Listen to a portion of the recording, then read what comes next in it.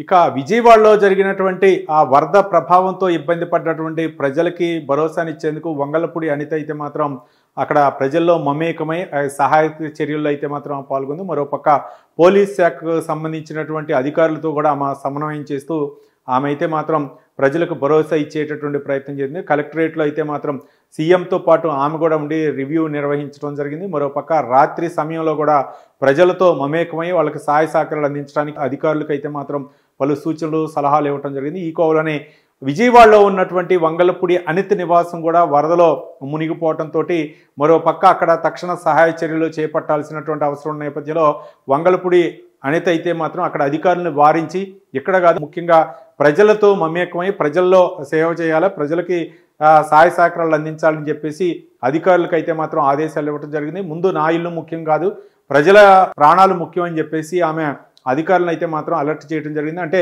వంగలపూడి అనిత నివాసం ఉంటున్న ఏరియాలో కూడా వరద ముప్పు ఉండటంతో అక్కడ సహాయ చర్యలు చేపడతామని చెప్పడంతో వంగలపూడి అనిత అయితే మాత్రం వాళ్ళని వారించడం జరిగింది.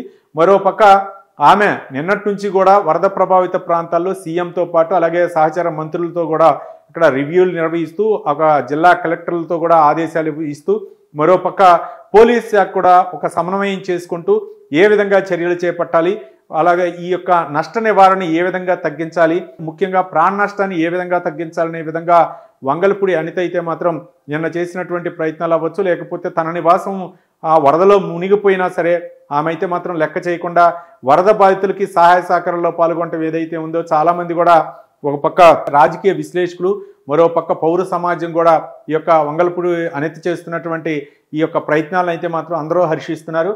మరోపక్క అధికారులను సమన్వయం చేసుకుంటూ అక్కడ క్షేత్రస్థాయిలో ఏం జరుగుతుంది, ముఖ్యంగా వరద ప్రభావిత ప్రాంతాల్లో వాళ్ళకి అన్ని ఆహార పదార్థాలు అందుతున్నాయా, సహాయ చర్యలు కొనసాగుతున్నాయి అనేది తెలుసుకోవటం అయితే మాత్రం ఒక శుభ పరిణామం.